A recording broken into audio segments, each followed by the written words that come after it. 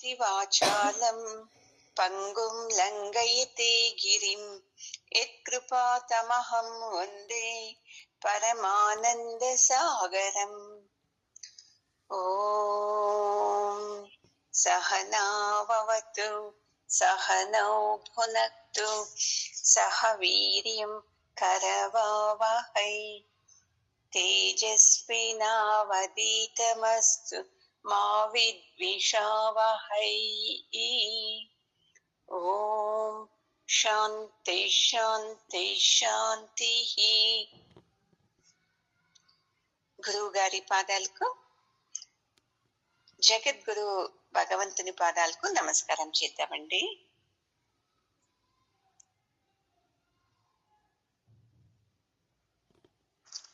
Last class లో ధృతరాష్ట్రుని గురించి చెప్పారు కదండి. మనం అనుకుంటున్నాం ఏమని, భగవంతుడు ఇవన్నీ చెప్పేది ఆ కురుక్షేత్రంలో ఉండే వ్యక్తులకు చెప్తాడు, మనకు కాదు అని మన అభిప్రాయము. ఇప్పుడు ధృతరాష్ట్రుడు చెప్తున్నాడు అంటే ఆ స్వభావం నాలోనూ ఉందా అని చూసుకోవాలి మనము. ధృతరాష్ట్రునిలాగే అత్యంత మోహము, ప్రేమ నా కుటుంబం మీద నాకు ఉందా, లేదు నా ప్రేమ విశాలంగా ఉందా అని మనము చూసుకోవాలి. ఇలా మనల్ని మనము చేంజ్ చేసుకుంటూ వెళ్ళాలి. అంతేకాని నాకు చెప్పలేదు ఆ మాట అని ఎప్పుడు అనుకోరాదు. చూడండి, ఒక్కొక్క మాటను ఇది నాకే అని రావాలి. చూడండి మీ మనసులో. అక్కడ ధృతరాష్ట్రుడు చెప్పేది నాకే, భగవంతుడు చెప్పేది నాకే, అర్జునుడు మాట్లాడేది నా స్వభావమే. ఇలా మీలో వచ్చిందనుకోండి, మనము ఈ జన్మలోనే ముక్తి సాధించచ్చు. చూడండి, రామాయణాలు ఎంతన్నా చదవండి, మహాభారతం ఎంతన్నా చదవండి, అవన్నీ మనకు అర్థం కావాలి అంటే ఈ సత్సంగం విన్నాక అవి అన్ని అర్థం అవుతుంది. లేదు నాకు వాక్యార్థం చాలు అంటే పుస్తకం తీసుకుని చదవచ్చు, దాని నుండి మీకు కథ అర్థం అవుతుంది. కానీ లోపల ఎలా ఉండాలి నేను అనేది అర్థం కాదు. అందుకే మీరు ఆ గ్రంథాలు చదవాలి, ఈ గ్రంథాలు చదవాలి, దాని నుండి ఏదో వస్తుంది. వెళ్ళొద్దండి. మీరు ఈ గురువు గారు ఏం చెప్తున్నారు చూడండి, దీన్ని మీరు ఫాలో కాండి చాలు. ఎందుకు తెలుసా, గురువు గారు అన్ని వేదాలు, ఉపనిషత్తులు, మహాగ్రంథాలు అన్నింటి సారాన్ని చెప్తుండేది మనకు. ఎంత పుణ్యం చూడండి మనకు అలాంటి గురువు దొరికినందుకు. ఈ సత్సంగం వింటూ మీలో మీరు ప్రయోగం చేసుకొని వెళ్ళండి చాలు. ఆ తర్వాత మీకు మహాభారతము, రామాయణము, ఉపనిషత్తులు, వేదాలు అన్ని అర్థం అవుతుంది. మనకు ఈ సత్సంగంలోనిది ఏమి అర్థం కాకున్నప్పుడు ఆ గ్రంథాలు చదివితే నేను చదివాను ఈ గ్రంథము అని వస్తుంది. కానీ దీంట్లో ఏం చెప్పారు, వాక్యార్థం ఏంటి, గూఢార్థం ఏంటి అని అర్థమే కాదు. అట్లని చదవద్దండి అని చెప్పటం లేదు, ఈ ఉద్దేశంతో చదువుకోండి. మొదట గురువుగారు చెప్పే సత్సంగాన్ని బాగా నింపుకోండి తల లోపల, తర్వాత మీకు అన్ని అర్థం అవుతుందండి. అందుకే నిన్న లాస్ట్ క్లాస్ నుండినే ప్రతి క్షణము మీరు యోచించాలి, ఏ సంఘటన జరిగినా, ఏ మాటలు జరిగినా నేను ధర్మక్షేత్రంలో నిలబడి మాట్లాడుతున్నానా, లేదు కురుక్షేత్రంలో నిలబడి అసూయ, ద్వేషం, కోపం, ఈ చెడ్డ గుణాలతో మాట్లాడుతున్నానా అని చూసుకునేది చాలా ముఖ్యం. చూడండి, మీరు ఇంత చేస్తుంటే చాలు, మహాపుణ్యం. చూడండి, ఈ జన్మలోనే మీరు ఎంతో సాధించినట్లు అవుతుంది. అందుకని ధృతరాష్ట్రుడు కాదు మాట్లాడేది, నేనే మాట్లాడుతున్నాను అని రావాలి. ఎందుకంటే మనందరికీ మన సంసారము, నా బిడ్డలు, నా కుటుంబమే చాలా ముఖ్యం కదా. 100% నా కుటుంబానికి ఇస్తాము, తర్వాత ఒక 0.5% ఇవ్వము. ఏమో 0.23% వేరే వాళ్ళ గురించి కేర్ తీసుకుంటాము. అంత వ్యామోహంతో ఉన్నందుకే మనకు ఇన్ని సమస్యలు. అందుకే మొత్తం ఈ భగవద్గీత ఎవరు వింటారో వాళ్లకు నేను ఎలా ఉండాలి అనేది తెలిసిపోతుందండి. సరేనా? ఇప్పుడు అంతే, ఈ కురుక్షేత్రంలోనే మనము ఏమి పొదలాడుతున్నాము, కామ క్రోధ ద్వేషలు అసూయ కోపము, నా మాట ఎవరు వినరే అని ఈ నరకంలోనే మనము పొదలాడుతున్నాము. ఇక మీద మనము ఈ నరకం నుండి నిలబడి ధర్మక్షేత్రానికి రావాలి. ఏం ధర్మక్షేత్రం అంటే పరమాత్ముడు కదా, పరమాత్ముని వైపు రావాలి అనేది దీని కూడా అర్థం అండి. ఇప్పుడు 2వ శ్లోకము. సంజయ ఉవాచ దృష్ట్వా తు పాండవానీకం వ్యూఢం దుర్యోధనస్తదా ఆచార్యముపసంగమ్య రాజా వచనమబ్రవీత్. ధృతరాష్ట్రుడు అడిగాడు కదండి మొదటి ప్రశ్న, కురుక్షేత్రం ధర్మక్షేత్రంలో నా బిడ్డలు పాండవుని బిడ్డలు ఏం చేస్తున్నారు సంజయ అని అడిగినందుకు ఇప్పుడు సంజయ్ చెప్తున్నాడు. సంజయ గురించి కొద్దిగా తెలుసుకోవాలి అండి. సంజయుడు సామాన్య వ్యక్తి, అంటే బాహ్లిక అనే కులం వ్యక్తి. ఇప్పుడు చెప్తాం కదా ఒక్కొక్కరిది ఒక్కొక్క జాతి ఒక్కొక్క కులం అని, అలాగే ఇతంది బాహ్లిక అనే కులం. వీళ్ళ కులవృత్తి ఏంటి తెలుసా? రథాలు తయారు చేసేది. ఇప్పుడు చూడండి, కమ్మరి వాళ్ళు అంటాము, వాళ్ళు కుండలు తయారు చేస్తారు. వైశ్యులు అంటే వాళ్ళు వ్యాపారం చేస్తారు. ఇలా ఈ బాహ్లిక కులం వృత్తి వచ్చి రథాల్ని తయారు చేసేది. సంజయుడు వ్యాసుల శిష్యుల అయ్యి అంత జ్ఞానాన్ని తన గురువు నుండి తీసుకుంటాడు. అన్ని శాస్త్రాల్లో తెలుసుకునేది కాక అలాగే జీవిస్తూ ఉంటాడు. చాలా కష్టం కదండి. ఇంద్రియ నిగ్రహాలు చాలా బాగా పాటించేవాడు సంజయుడు. మనకు ఏ ఇంద్రియ నిగ్రహము లేదు. కళ్ళు చూసింది కావాలి అంటుంది, ఏది స్పర్శ కావాలో అదే ముఖ్యం అనుకుంటాము. చెవుల్లో అంతా చెడ్డ మాటలు నిందించే మాటలే వింటాము. నోట్లో మాట్లాడేవన్నీ వేరే గురించి. ఇలా మనకు ఇంద్రియ నిగ్రహం లేదు. అయితే సంజయునికి చాలా నిగ్రహము, చాలా ఉత్తమ విద్యార్థి సంజయుడు. అందుకనే వ్యాసులు సంజయునికి దివ్య దృష్టిని ఇస్తారు. చూడండి, ఒక ప్రయోజనం ఏం తెలుసా మనకు? ఎవరైతే శరణాగతితో గురువుని పట్టుకొని ఉంటారు చూడండి, గురువు ఏం చేస్తారు? తన విద్యని తన జ్ఞానాన్ని ఎంత ఆ ఆత్మీయ శిష్యునికే ఇచ్చేస్తారు. మనకు ఇది తెలీదు, ఏదో చదువుకుంటున్నానో పోతున్నామో అని కాదు. మనం ఎలా అమ్మగారితో నాన్నగారితో పొట్లాడి నాకు ఇవ్వండి ఆస్తిలో భాగము, నేనేం తప్పు చేశాను అని ఎలా కొట్లాడి ఆస్తి వస్తువులు ఏదేదో ఇప్పించుకుంటాం కదండి. అవి వదిలేసి గురువుతో జ్ఞానాన్ని ఇప్పించుకోవాలి. నాకు ఇంకా ఇవ్వండి గురుజీ, నాకు ఇవ్వండి అని ఉత్సాహం ఉండాలి, అడిగేది కాదు. మీలో తపన ఉంటే ఆ గురువుకు తెలుస్తుంది నేను ఏ శిష్యునికి నేను ఈ జ్ఞానం మొత్తం ఇవ్వాలి అని. ఇది సీక్రెట్ చూడండి. ఎవరు అంతే, ఏ శిష్యుడు అంతే, గురువుకి పాద నమస్కారం చేస్తే తను పూర్తి జ్ఞానం ఇవ్వడు.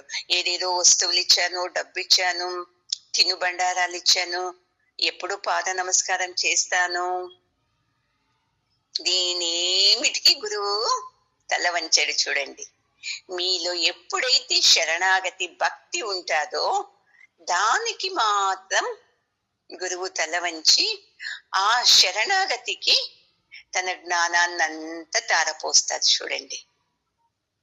మీకు చాలా తోదులు చెప్పాను, ఇంకో తోదు చెప్తాను. రామకృష్ణ పరమహంసులు గారికి 16 మంది చాలా ఆత్మీయులైన శిష్యులండి. వాళ్ళు 16 మందిను సదా గురువు గారితోనే ఉండి వాళ్ళ జ్ఞానాన్ని తీసుకునేవాళ్ళు. వాళ్ళలో ఒకరు స్వామి వివేకానంద. ఈ 16 మందిను పరమహంసుల దగ్గరనే ఉన్నారు, వాళ్ళ సేవ చేసుకునే ఉన్నారు. అయినాను పరమహంసులు ఒక తూరి తన శిష్యుడు స్వామి వివేకానందని పిలిచి, నరేంద్ర ఇటురా అని చెప్పి తను కూర్చోపెట్టుకొని నా కళ్ళనే చూడు అని చెప్పారంట. సరే అని కళ్ళనే చూస్తున్నారు పరమహంసులు. తన తపశక్తి అంతను తన కంటి నుండి స్వామి వివేకానంద స్వామి వారి కళ్ళ చూస్తూ చూస్తూ తన జ్ఞానాన్ని, తపస్సు శక్తి అంత ధారపోసారు చూడండి. అలాగని ఆ 15 మంది శిష్యులు మంచి వాళ్ళు కాదా? అలా కాదు. ఎవరైతే ఎక్కువ శరణాగతితో ఉండి ఆ గురువు ఇచ్చే జ్ఞానం లాగానే జీవిస్తూ ఉంటారు చూడండి, వాళ్ళే గురువు గారికి ఎక్కువ ప్రియమైన శిష్యులండి. అందుకే వివేకానందుడికి తన జ్ఞానాన్నంతా ధారపోసి ఏం చెప్తారు తెలుసా? నరేంద్ర, నేను ఇప్పుడు బికారిని, ఫకీరుని, ఏది లేదు నాతో ఇప్పుడు అని చెప్తారంటే చూడండి. అంత శరణాగతి మనలో ఉందా గురువు పట్ల? ఏదో సత్సంగం మీరు చెప్తారో నేను వింటాను, వారానికి ఒకతూరి అది ఎందుకు ఫ్రీగా చెప్తున్నందుకు వింటున్నాను. అది ఒక సత్సంగానికి ఇంత డబ్బులు ఉంటే వస్తారా ఎవరన్నా? ఆ డబ్బులే నాతో ఉంటే ఇంకో చీర కొనుక్కోవచ్చు, ఏదో కొనుక్కోవచ్చు అని ఇస్తాం. జ్ఞానానికి మనము ఎంత ఇచ్చినా తక్కువే చూడండి. ఫ్రీ క్లాసు రానిలే, చెప్పనిలే, తీసుకుంటానులే, ఆహా, అంత కృతజ్ఞతతో ఉండాలి చూడండి. మనం అంత కృతజ్ఞత ఉన్నందుకే వ్యాస మహర్షి తనకు ఎంతమంది శిష్యులున్నానో చూడండి. బాహ్లిక కులము, తక్కువ జాతి కులం, మళ్ళీ చాలా తక్కువని కాదు, అలాంటి కుల వ్యక్తి శిష్యుడు అయినాను చాలా ఉన్నతుడు, ఇంద్రియ నిగ్రహం కలవాడు అని చెప్పి తన దివ్య దృష్టి ఇస్తారు చూడండి. ఆ దివ్య దృష్టితో సంజయుడు ఎక్కడ ఉంటాడో అక్కడి నుంచి కురుక్షేత్రం యుద్ధం అంతా చూస్తూ ధృతరాష్ట్రానికి వివరిస్తాడు చూడండి. ఎంత పుణ్యం చూడండి ఇలాంటి గురువు దొరికినందుకు, ఆ గురువు నుండి ఇంత జ్ఞానాన్ని తీసుకున్నందుకు. ఎప్పుడు ఎలా ఉండాలి తెలుసా శిష్యుడు? గురువు కాలితో చూపిస్తాడు, ఆ పని చెయ్యని. శిష్యుడు ఎలా ఉండాలి? శరణాగతితో తల వంచుకొని దాన్ని చేయాలి. ఈ శరణాగతి మీలో వచ్చింది అనుకోండి, మీకు బాగా అర్థమవుతుంది. శరణాగతి లేక మీరు చెప్పండి నేను వింటాను, పని ఉంటే రానండి నేను సత్సంగానికి, ఏమనుకోవద్దండి అంటే కాదు. అలాగని పని ఉన్నప్పుడు వదిలేయకూడదా అంటే చూసుకోండి, చాలా ముఖ్యమా నాకు ఈ పని, సత్సంగం కన్నా ఈ పని ముఖ్యమా అని చూసుకొని సత్సంగం వినేకు ప్రయత్నం చేయాలండి. చూద్దాము ఎంతమంది భగవద్గీత ముగిసే లోపల ఎన్ని వికెట్లు పడిపోతుందా అని చూద్దామండి. ఇప్పుడు సంజయుడు చెప్తున్నాడు, మహారాజా మీరు అడిగారు కదా నా బిడ్డలు, పాండవుని బిడ్డలు ఏం చేస్తున్నారు అని. చూడండి, ఇప్పుడు నీ కొడుకు దుర్యోధనుడు ఏం చేస్తున్నాడంటే పాండవుల సైన్యాన్ని చూస్తూ ఉన్నాడు. ఆ సైన్యం ఎలాగుంది తెలుసా మహారాజా? వ్యూఢం ఆకారంలో ఉంది. మనకి ఇవన్నీ కొద్దిగా అర్థం కాదండి. ఎందుకంటే అప్పుడు ఆ కాలంలో యుద్ధం చేసేటప్పుడు సైన్యాన్ని ఒక్కో ఆకారంలో నిలబెట్టేవాళ్ళు.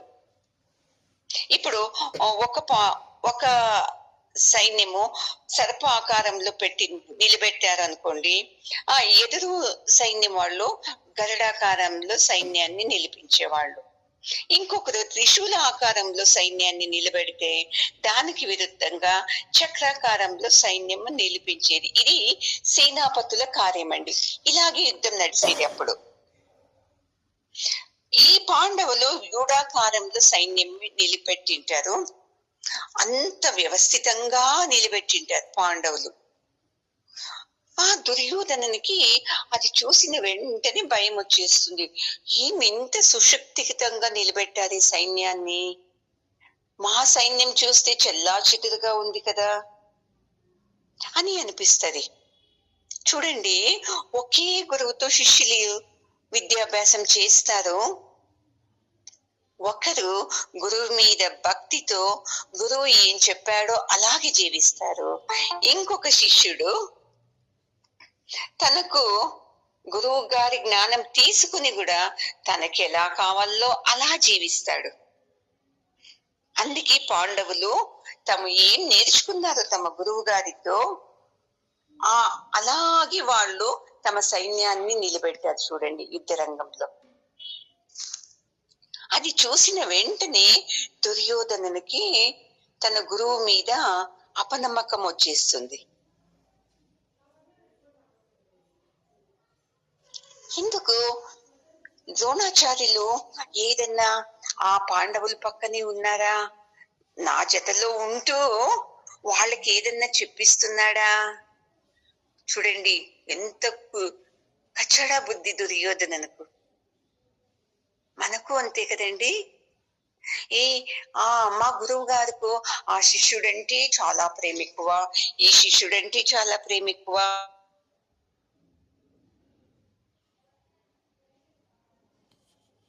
తక్కువ భావన, అందుకే నాకు క్లాస్ సరిగ్గా చెప్పరు, నాకు అర్థమయ్యేటల్లా చెప్పరు. ఒకవేళ ఏదన్నా ఈ క్లాస్ తర్వాత ఆ శిష్యునికి ఏమన్నా సపరేట్ గా క్లాస్ చేయొచ్చు, అందుకే వాళ్ళు ఎక్కువ ఇంప్రూవ్ అవుతున్నారు.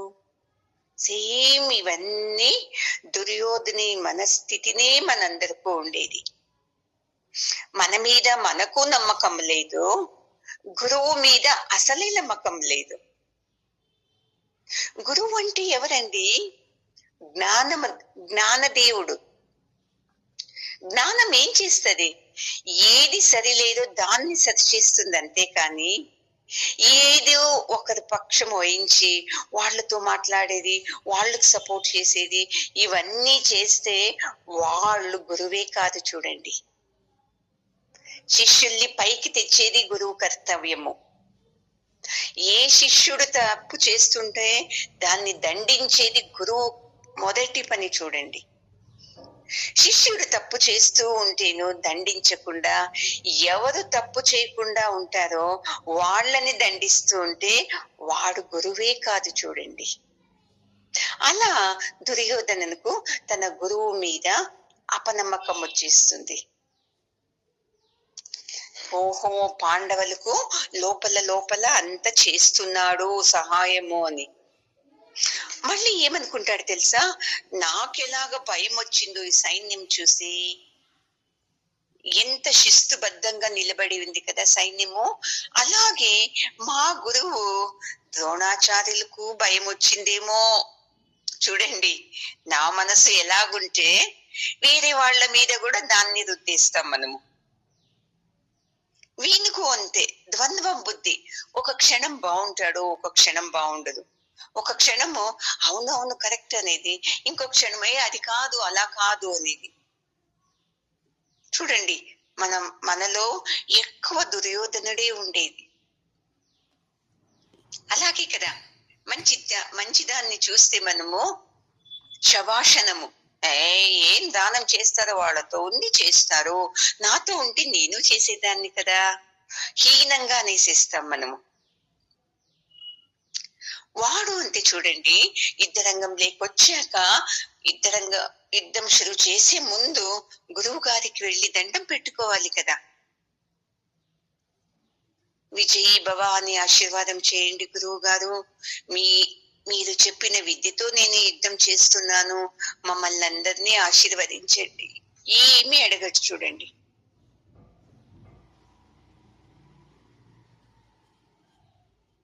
అలాగాని పోనీ నేను రాజుడు కదా, తన దగ్గరికి గురువు గారిని పిలిపించుకొని అప్పుడన్నా నమస్కారం చేసుకొని గురువు గారికి పూలో పళ్ళో ఇచ్చి ఆశీర్వాదం తీసుకోవాలి కదా. ఇది కూడా లేదు చూడండి. రాజులాగా చేసే ధైర్యము లేదు, శిష్యునిలాగా ఉండేకు వినయము, సంస్కారము, శ్రద్ధ, భక్తిను లేదు చూడండి. ఇది వింటూ ఉంటే మనలో మన తప్పులన్నీ మనకు బాగా బాగా అయ్యో నేను ఇలా చేశాను గురువు పట్ల అని వచ్చేయాలి చూడండి. ఎప్పుడు గురువుకు మనం ఇస్తూ వెళ్ళాలి. మనం ఏం చేస్తాము, గురువుతో ఇవ్వండి, మీరు వాళ్ళకి ఇస్తున్నారు వీళ్ళకి ఇస్తున్నారు, నాకెందుకు ఇవ్వకూడదు, నాకేం అర్హత లేదా, వాళ్ళేనా మీకు శిష్యులు, మీరెలా గురువు, ఇలా ప్రశ్నిస్తాం మనము. అందుకే అన్నాను నేను, ఈ భగవద్గీత వినే లోపల మన అహంకారం అంతా నిలబడిపోతుంది చూడండి. దుర్యోధనుడు అలాగా నమస్కారం చేయలేదు, ఆ రాజధానిలోకి పిలిపించుకొని అన్ని ఇచ్చి నమస్కారం చేసి ఆశీర్వాదం ఇలాను చేసుకోలేదు. అందుకే అతని స్వభావమే అతన్ని నాశనం చేస్తుంది కదండి. ఎవరో నాశనం చేయరు మనల్ని, మన స్వభావాలే మనల్ని నాశనం చేస్తుంది. ఉన్నత స్వభావం ఉంటే మనకు ఉన్నతమైంది దొరుకుతుంది, లేదు చెడ్డ స్వభావాలు ఉంటే మనకు చెడ్డది దొరుకుతుందండి.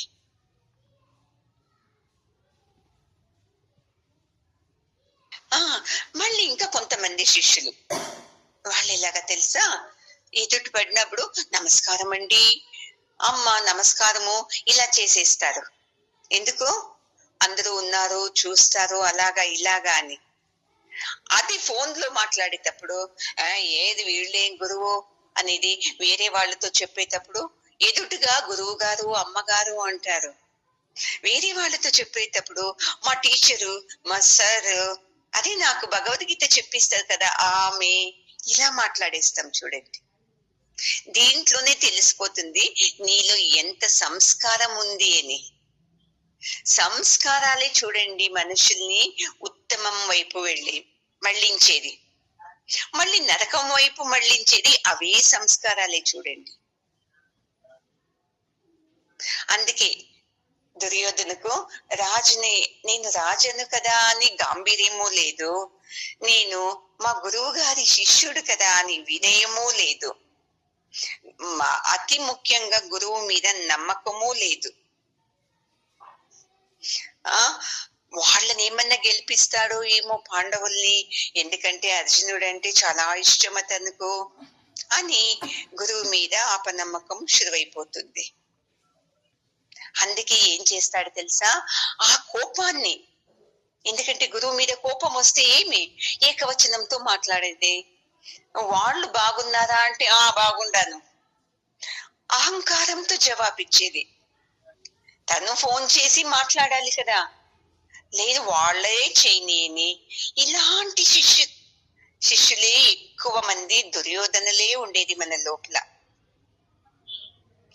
అందుకే ఏమంటున్నాడు తెలుసా, గురువు గారితో నేను ఇలా మాట్లాడేది తప్పు అని కూడా అనిపిస్తలేదు. చూడండి గురువు గారు మీ శిష్యుడు ఏం పని చేశాడో అంతా మీతోనే నేర్చుకొని ఎలాగ సైన్యాన్ని నిలబెట్టాడు, మళ్ళీ మీ మీదనే యుద్ధం చేస్తున్నాడు, వీడెలాంటి శిష్యుడండి మీకు అని చాడీలు చెప్తున్నాడు చూడండి గురువు మీదనే. ఎందుకంటే వాళ్ళ మీద కోపం రాని, పాండవుల మీద కోపం వచ్చి యుద్ధం చేయని, మాకు జయం కలిగించాలి ఇంకెందుకు మా గురువు మా పార్టీలో ఉండేది, బాగా జయం చేయాలి అంటే యుద్ధం చేయని వాళ్ళ మీద అని. మనము అదే కదా, గురువు గారి చేతిలో ఉంటే చేయనిలేండి వాళ్ళని, ఏమి ఫస్ట్ గురువు గారి చేతిలో వెళతాం కదా ఎక్కడికన్నా, తమకేమేం కావాలో సౌకర్యాలు మొదట చూసుకునేది, లాస్ట్ లో గురువు గారికి అక్కడ కూర్చోండి అని చెప్పేది. మొదట తామంతా తినేసేది బాగా, తర్వాత గురువు గారికి తీసుకోండి అని పెట్టేది. చూడండి దుర్యోధన స్వభావం ఎలా ఉంది మనకు. ఎక్కడికి వెళ్ళినా మొదట గురువుకి ఉత్తమైనది ఇవ్వాలి అని ఉందా మనకు? లేదు. మొదట నాకు బాగుండే ప్లేస్ దొరకని, మొదట నాకు బాగుండే తిండి దొరకని, మొదట నేను ముందు ఉండాలి. చూడండి ఎంత బుద్ధులు మనకు. ఒక తూరి మేమంతా వెళ్ళాము, కుంభమేళానికి వెళ్ళాము, ఋషి ప్రభాకర్ గురువు గారు వాళ్ళ టైంలో వెళ్ళామండి. అంత బాత్రూమ్ దగ్గర రష్ కదా, స్నానాలు చేస్తున్నాము. గురువుజీ ఊరికి నిలబడినారు. ఒక్కరు గాని గురువు గారు మీరు మొదట చేసుకోండి, తర్వాత నేను చేసుకుంటాను అని ఒక్కరు చెప్పలేదు. చూడండి, ఊరికి గురువు గారు ముఖం చూస్తారు, నేను ఫస్ట్ అని వెళతారు వస్తారు. ఇన్ని రోజులు వాళ్ళతో ఈ సంస్కారం తీసుకొని, ఈ జ్ఞానం తీసుకొని ఇలాగ జీవించేది మనము. చెప్పేది గురువు గారు మీకు దండాలు అని. ఏది దండము? ఏది ఇస్తున్నావు నువ్వు? 10 మంది శిష్యులు 11 మంది వెళ్ళొచ్చిన తర్వాత నేను బయటకు వచ్చాను, చూస్తే గురువు గారు ఇంకా అలాగే నిలబడినారు టవల్ పట్టుకొని. గురూజీ మీకు కదా నేను నిలబెట్టి వచ్చింది ఫస్ట్ అంటే, ఏం చేస్తున్నావు, వాళ్ళందరూ వెళుతున్నారు ఎలాగ నేను చెప్పేది అంటారు. నాకైతే చాలా బాధ కలిగింది. చూడండి, ఏది మనం ఇచ్చేది జ్ఞానం తీసుకొని మనము ఆ సంస్కారం చూపించాలి కదండి. దుర్యోధనలాగా మీరు నేర్పించండి మాకు యుద్ధంలో ఎలా చేయాలి అని. చూడండి మీ శిష్యులు ఎలా ఉన్నారు, మీ మీదనే యుద్ధానికి వస్తున్నారు, మీ మీద యుద్ధానికి వచ్చే వాళ్ళు మీ శిష్యులు అవుతారా? చూడండి అని తన గురువుకి కోపం వచ్చేలాగా మాట్లాడుతున్నారు. చూడండి, ఈ మాట చెప్తుండేటప్పుడు తండ్రి ధృతరాష్ట్రునికి కుతూహలము, అలాగా నా కొడుకు ఇంకేమంటున్నాడు, చెప్పు సంజయ అని అడుగుతాడు. నిజమైన తండ్రి అయితే సంజయునితో ఏం చెప్పేవాడు, చీచి నా కొడుకు తన గురువుకి మర్యాద ఇవ్వటం లేదా, వాడు ఇలాంటి వాడు, గురువు గారి ఆశీర్వాదం తీసుకోలేదా సంజయ, అయ్యో ఇలాంటి వాడ నా కొడుకు అని అప్పుడే తిట్టిండేవాడు. సంజయుడు ఇంత చెప్తున్నాను అవేమి తలకెక్కించుకుంటా లేదు. సరేగాని చెప్పు తొందరగా, ఏం చేస్తున్నాడు నా కొడుకు, ఇంకా ఏమంటున్నాడు గురువు గారితో. ఇది మనలో ఉండే స్వభావం. చూడండి, మన పిల్లలు తప్పు చేస్తుంటే మనం ఏం చేయాలి, తిద్దము. మనము వచ్చిన వాళ్ళతో చెప్తాం, అయ్యో మా బిడ్డలు చిన్నప్పటి నుంచి ఇలాగే అండి అటం చేస్తారు, చెప్పిన మాటే వినరు అని గొప్పగా చెప్తాం. ఇప్పుడు గొప్పగానే ఉంటది, పెద్దోళ్ళైనాక ఇంకో నరకం శురు అవుతుంది. చూడండి, మీకు సంస్కారమే తెలపలేము పిల్లలకు. వాళ్ళు చెప్పినట్లు మనం వింటాము. ఇప్పుడే వాళ్ళు చెప్పినట్లు వింటుంటే మనము పెద్ద అయిన తర్వాత మనం చెప్పినట్టు వింటారా అండి? పెద్దవాళ్ళు ఏం చెప్తారు, మొక్కగా వంగనిది మాను అయిన తర్వాత వంగుతుందా? పిల్లలది ఏమీ తప్పు లేదు. తల్లి తండ్రి అవ్వ తాత వీళ్ళు సంస్కారం ఇవ్వలేనందుకే పిల్లలు అలా తయారయ్యారు. మీకు బాధ కలిగించచ్చు ఈ మాట. సరైన శిక్షణ, ఏది శిక్షణ స్కూల్లో ఇచ్చేది కాదు, మీరు ఇవ్వాలి. తల్లి తండ్రి పిల్లలు ఎలా పెంపకం ఉండాలి, ఎలా పెంపొందాలి వాళ్ళు జీవితంలో, వాళ్ళు బాగా కావాలంటే నిజమైన టీచర్ తల్లిదండ్రులు మొదటి నుండి వాళ్ళకి చెప్పాలి. ప్రేమతో హఠం చేస్తారు అని వదిలేస్తారు. తర్వాత తర్వాత మిమ్మల్ని వాళ్ళు తమ వైపు లాక్కొనేసి వాళ్ళు చెప్పినట్టే మీకు చేస్తారు. నేను ఒక తూరి ఈ ఊర్లో క్లాస్ చేస్తున్నానండి. క్లాస్ ముగించుకొని వస్తున్నాను సాయంకాలం నైట్ 7 గంటలప్పుడు. సంవత్సరం పాప, ఇంకా సంవత్సరం కూడా లేదండి, చిన్న పాప. ఆమె తల్లి నా స్టూడెంట్ భోంచేపిస్తూ ఉంది.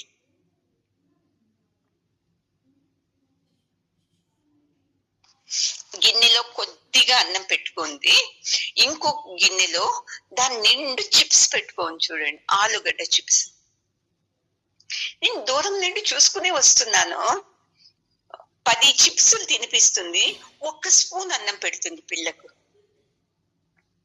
నాకు ఆశ్చర్యమైంది, సంవత్సరం పాపకు ఇన్ని చిప్స్లా అని. నేను నమస్తే అమ్మా అనింది. ఏమ్మా అంటే, అయ్యో భోజనమే చేయదమ్మా, చిప్స్ పెడితే తింటది చూడండి అని గొప్పగా చెప్తుంది. కాదండి, సంవత్సరం పాపకు చిప్స్ అంటే తెలుసా? అది మీ అలవాటే కదా అండి. ఇంకా కొంతమంది చిన్న పిల్లలకే మొబైల్ ఇచ్చేస్తారు, వాళ్ళ పని వాళ్ళు చేస్తూ ఉంటారు. ఎవరు చేసింది? అయ్యో మా పిల్లలకు మొబైల్ అంటే ఎక్కువ పిచ్చి, మొబైల్ లేకనే భోజనమే చేయరు ఉంటారు. మొబైల్ అనే పదమే తెలీదే. అలాంటిది వాళ్ళకంతా అలవాటు కావాలంటే ఎవరి కారణము? మీరే కదండి. అక్కడ ధృతరాష్ట్రుడు సరి అయిన సంస్కారం నేర్పించలేకుండా పిల్లలని అలా తయారు చేశాడు. అదే ధృతరాష్ట్రుడు మనలో ఉండి మన పిల్లలను మనము ఇలా ముద్దుగా చేస్తూ చెడగొడుతూ ఉన్నాము. గురువు అంటే భయం మనకే లేదు, భక్తి మనకే లేదు, మన పిల్లలకు వస్తుందా అండి? అలాగే ధృతరాష్ట్రునికి గౌరవం లేదు గురువు మీద, ఇంకా తన కొడుకు దుర్యోధనునికి వస్తుందా?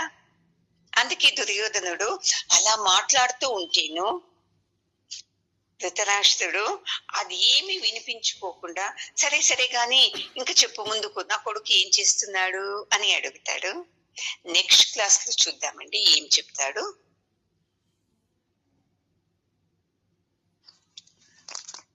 ఓం పూర్ణమదః పూర్ణమిదం పూర్ణాత్ పూర్ణముదచ్యతే పూర్ణస్య పూర్ణమాదాయ పూర్ణమేవావశిష్యతే. ఓం శాంతి శాంతి శాంతి. హరి ఓం.